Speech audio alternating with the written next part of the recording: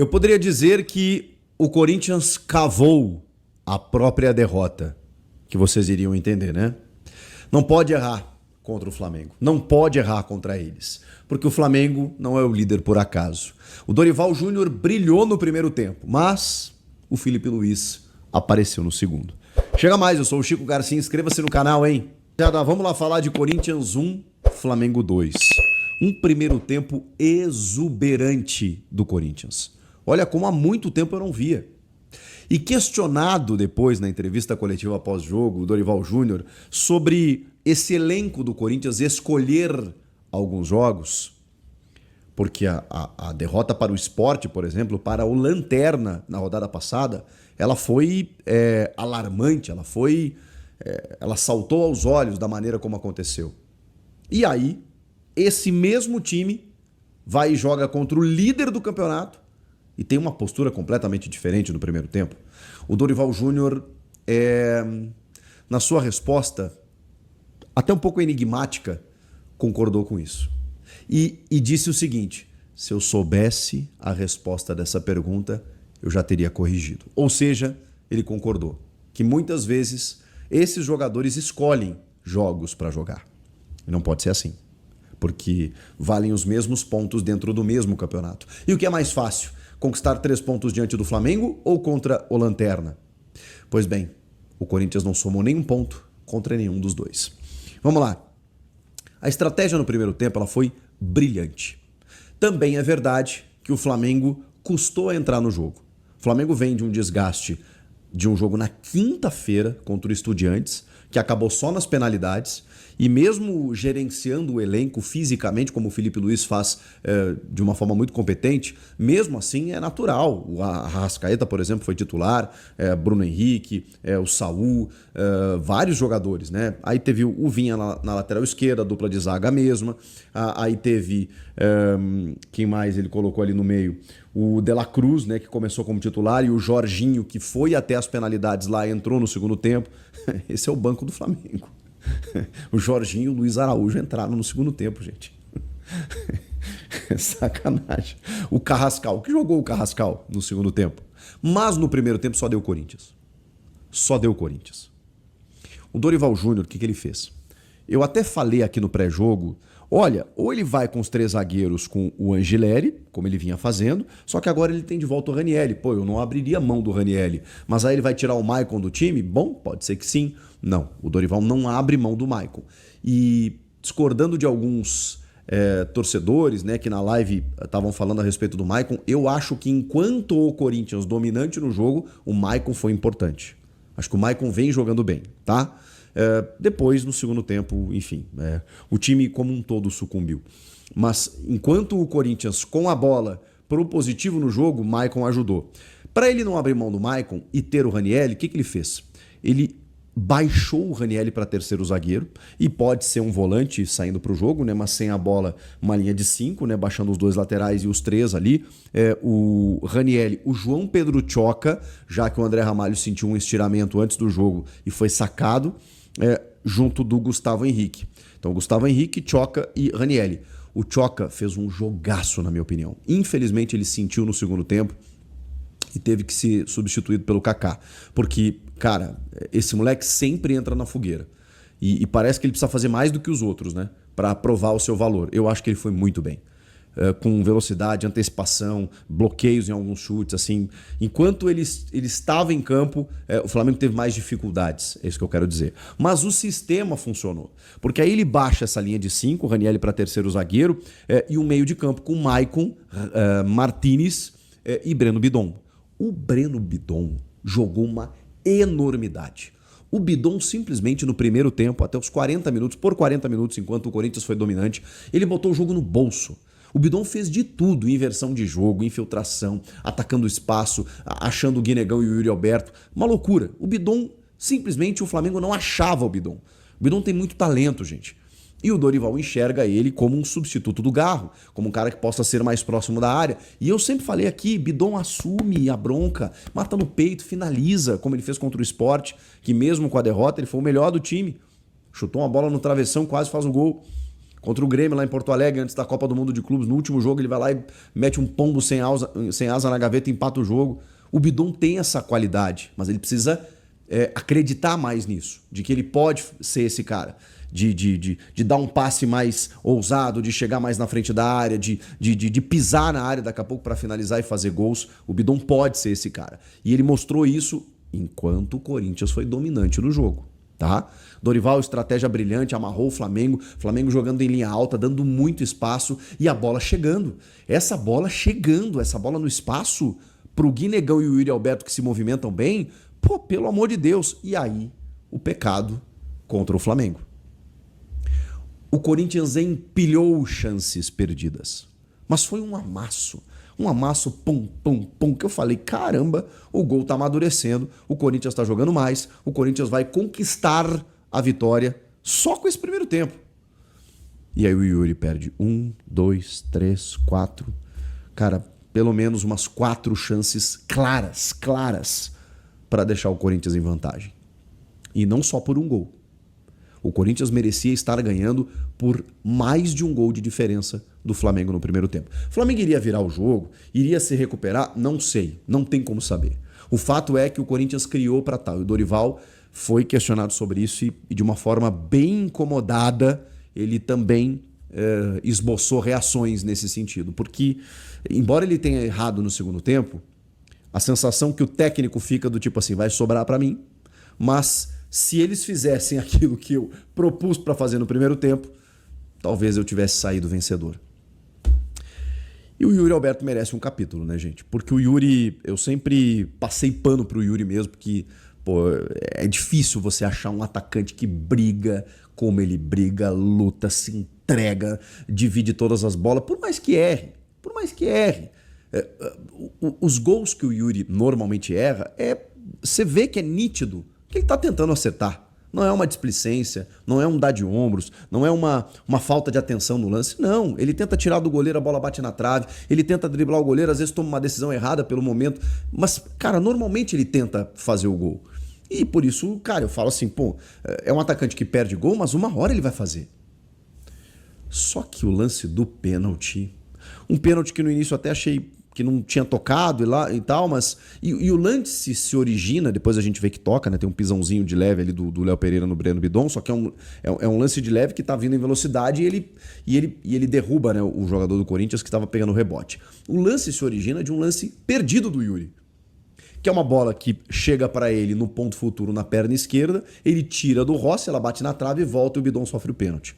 Só que aí o Maicon pega a bola. E eu não acho que o Maicon fosse ser o batedor ali. Eu acho que eles têm feito isso, né? O jogador vai lá, pega a bola, confunde o goleiro, né? Para confundir de quem vai ser o batedor, aquela coisa toda. Não sei se é uma estratégia que funciona muito bem, mas enfim, isso é comum hoje, né? Um jogador pega a bola, daqui a pouco vem o batedor de última hora, né? E faz a cobrança.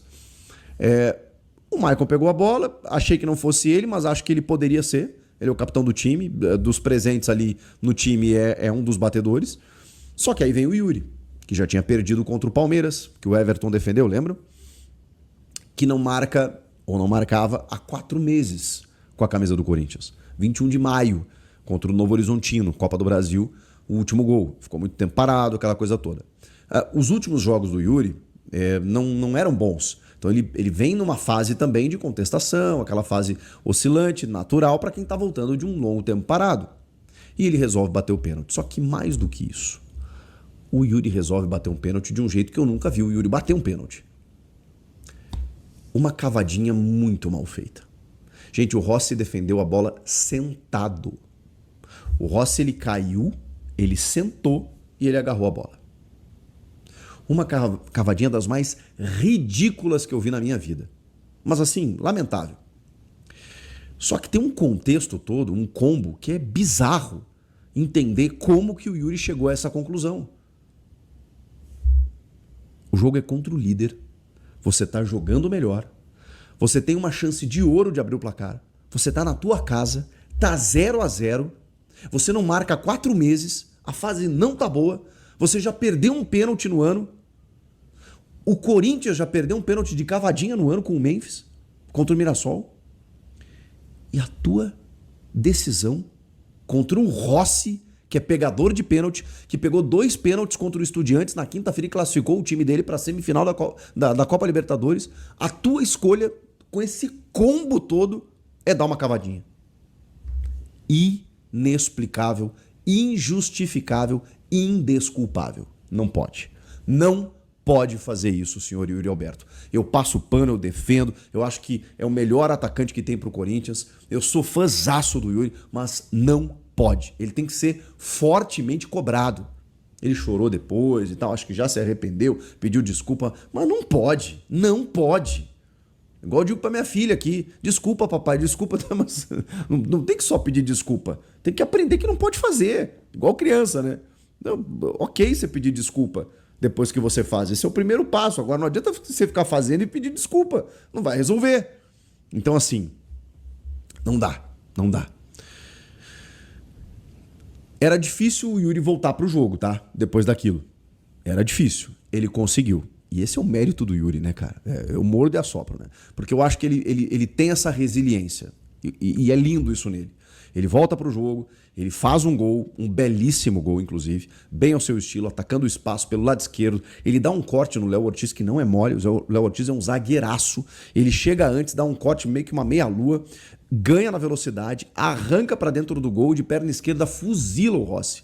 Golaço. Só que aí, Yuri, aí ele sobe no alambrado pra comemorar com a galera, toma um terceiro cartão, tá fora do próximo jogo. Me ajuda, Yuri. Beleza, 1-0 Corinthians. Final do jogo, 2-1 Flamengo. Então assim, fez falta? Será? O pênalti que ele bateu de cavadinha? Fez falta os gols que ele perdeu? Tem um gol, cara, que ele perde no primeiro tempo, que ele recebe pelo lado direito, que ele tá cara a cara com o Rossi, só que o Guinegão apareceu como um raio pelo lado esquerdo no ponto futuro, que era só ele rodar. O Guinegão entrava com bola e tudo, lá ele. Ele chuta em cima do Rossi. E não é que ele chuta embaixo, né? Ele chuta em cima do Rossi. Então o Yuri, assim, ele é um personagem do jogo, porque ele faz o gol do Corinthians, que daria a vitória pro Corinthians naquele momento, mas ele perde um pênalti bizonhamente e ele perde muitos gols também. O Yuri é um cara muito querido, é uma esperança de gols da torcida, mas ele precisa botar a mão na consciência que hoje ele brincou, assim, brincou com uma coisa muito séria, né? Que é o ofício dele. O Yuri brincou com o próprio ofício hoje. E isso é inaceitável. Vocês sabem, isso não pode acontecer. Só que aí vem o segundo tempo, rapaziada. Lembra que eu falei? O Corinthians dominante, o Flamengo que não conseguia impor o seu jogo. O segundo tempo, no final do primeiro tempo a coisa já muda. O Flamengo já entra no jogo.